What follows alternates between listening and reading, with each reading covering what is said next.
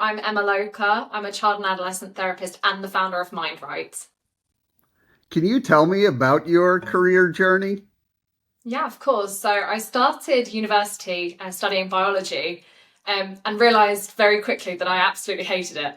And I luckily had a friend who was studying psychology at the time, and she told me all about psychology and showed me all of her study notes. And I absolutely loved it. And I was fascinated by the brain. And I was kind of hooked from that point onwards. I changed the course that I was doing and studied psychology. And then after that point, I became a child and adolescent therapist and found a love for counselling and for supporting people with their mental health. And then I became a psychology writer, psychology and mental health writer. So I did that for several years. And that was really helping organisations to produce mental health related content. And I realised during that time that there were so many organisations who were struggling to find sort of credible, compassionate content about Yeah. mental health that so that they could really maximise the help that they were giving to people online. And that's kind of where MindWrite came from. So MindWrite is a mental health writing agency, and we specialise in producing digital content for mental health organisations. So things like blogs, articles, social media content, but also things like books and workbooks as well. And we really specialise in producing that credible, compassionate content for people who are struggling with their mental health. What is it like creating content that makes an impact in people's lives? It's always so humbling, and it's such an honour to do. Whenever I have someone come to me and say that they've benefited from reading something that we've written, or that the organisations say, oh, these people have sought support based off of the content, they've gone through, they've read the content that you've produced, and they've given us a call and they've sought support. And I think that's why we do what we do, because so many people are out there struggling and struggling on their own. And if they can do a Google search and they can find the information that they need and then get the support that they need and connect with with another individual who can help them, that's really what it's about. Do you think content can help alleviate the stigma of just talking about mental health? I think that it can. I think that it's definitely a start. It's not Yeah. the only thing. I Right. think that it starts by people having the courage to recognize that something's wrong or recognize that they're struggling, and to go and find out that information for themselves. But when they recognize that that's another person speaking to them just through a screen, that someone's written that for them to read and give them the information that they need, that's the starting point of the conversation. And that's, your way in. It's the way that we start the communication, and then they go on to talk to more people. And, once you've said it once, or once you've thought about it once, it's a lot easier to then start thinking about it again and to break down those walls of the shame and the difficulty that a lot of people experience when they struggle with their mental health. And it opens up the door for those real life conversations and that real life support. I want to take it back a little bit. What was it like working with kids and adolescents? I mean, it's been an absolute honour, and I love working with that age group generally. I worked just before I started as a child and adolescent therapist. I worked in an autism specialist school as well. And so I was working as a form tutor and residential support worker as well. And I just absolutely love the age group. It's a very difficult time for many people, and I'm sure many adults will agree that it is a really difficult time in people's lives. And so it feels like such a pleasure to be able to assist children and adolescents when they're going through that difficult time.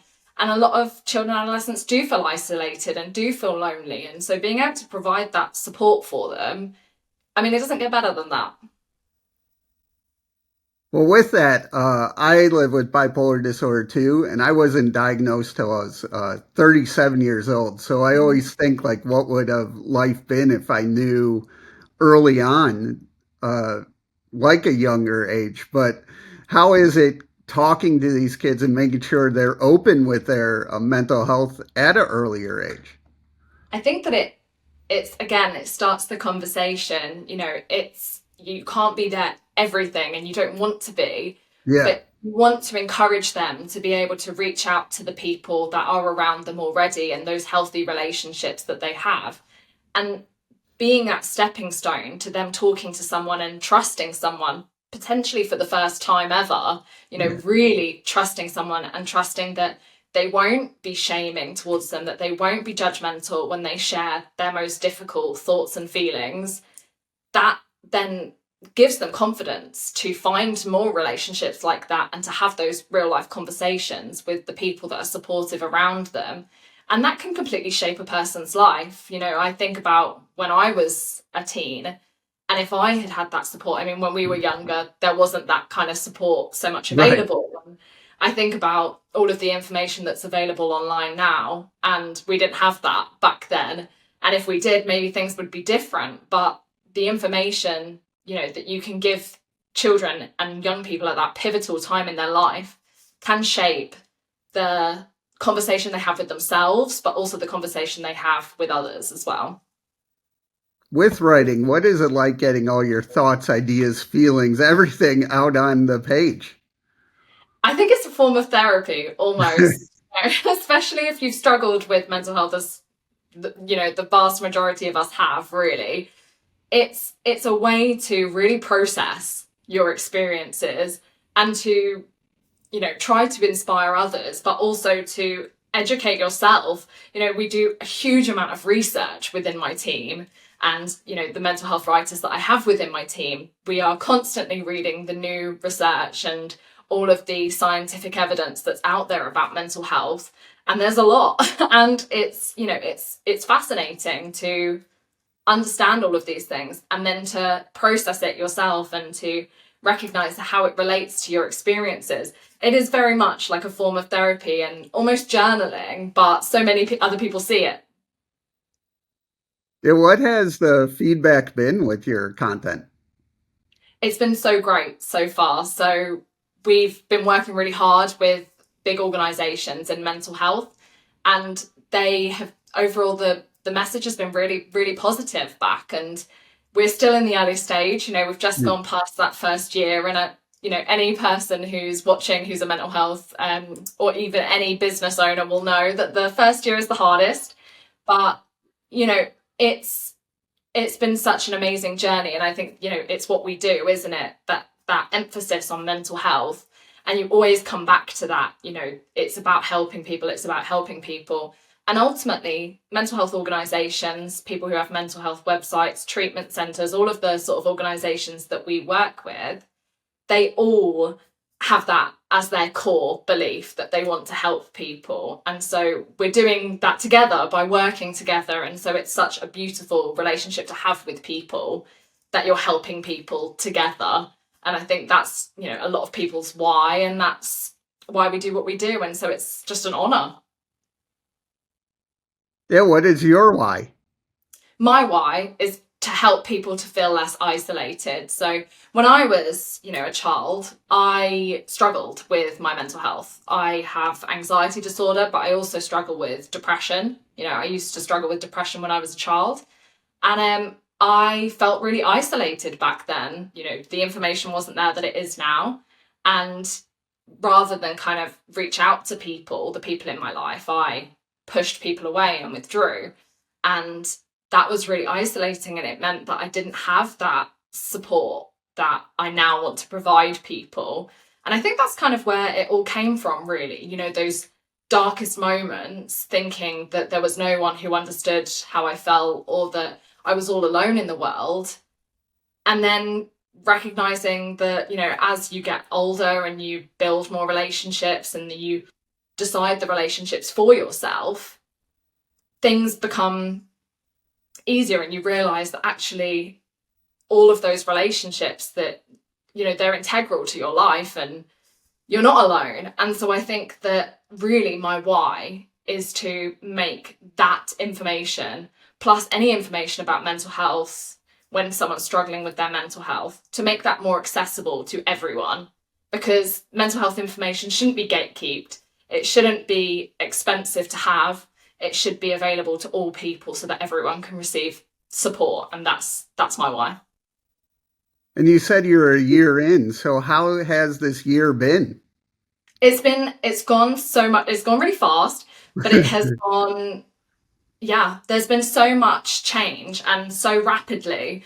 And we've been blessed to work with a lot of amazing organisations like the Mental Health Foundation. We work alongside the Mental Health Foundation in the UK and many other amazing organisations. And I never realised that there would be quite as much need as there is for this credible content. And I think it also happened as AI happened, and as as a lot of information has been created from AI, where it can sometimes be quite generic. It can sometimes be, not non-emotional or not emotional enough for people within the mental health space.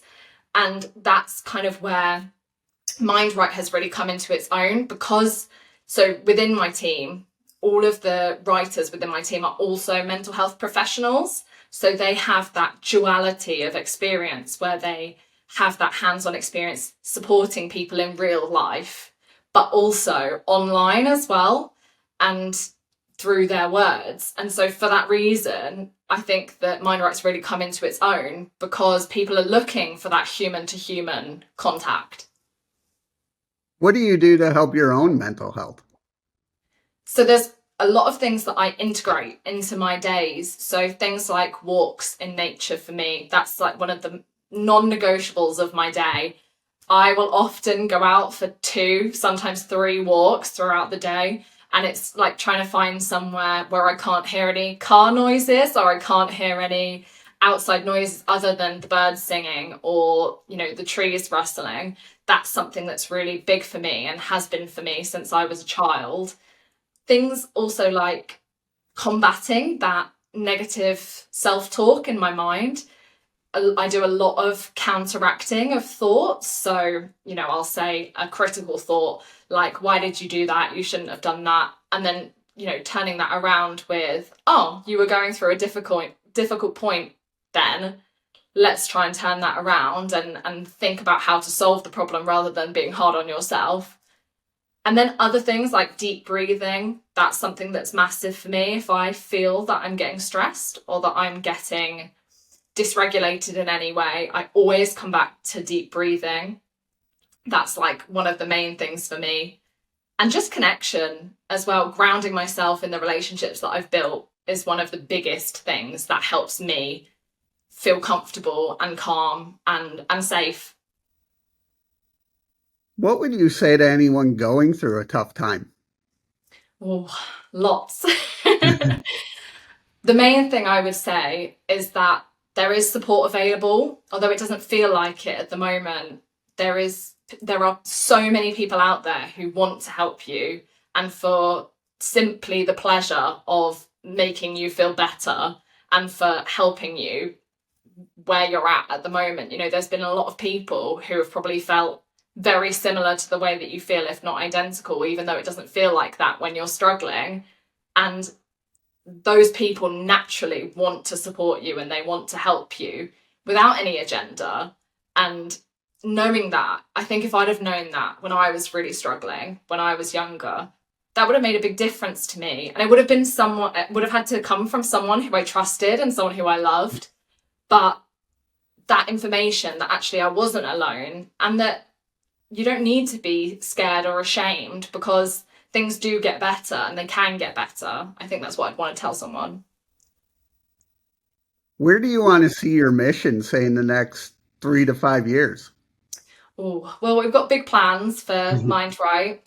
So in the very near future, Mental Health Awareness Week is coming up in May, and we're going to be producing a lot of sort of content that increases awareness around mental health. So we're working with the Mental Health Foundation with that. They created the Mental Health Awareness Week a couple of decades ago, and they've chosen community as the theme this year. And so what we're doing at MindWrite is we are trying to work with as many mental health organisations as possible to produce that content. And we're donating time to people as well to just really spread the word and to share as much as possible and to help as many people as possible. And that's really the aim for the next 3 to 5 years. We want to continue to have an impact and help as many people as possible through the written word, and just to, raise awareness of all of the mental health conditions, not just the ones that everyone's heard of, but all of the mental health conditions out there. How can people reach out and learn more? So we've got a website, so it's mindwrite.co.uk. You can also find me on LinkedIn, so under my name, Emma Loker, which is Loker. Everyone gets that wrong. So yeah, you can find me on LinkedIn as well, and that's our main channels, the website and my LinkedIn.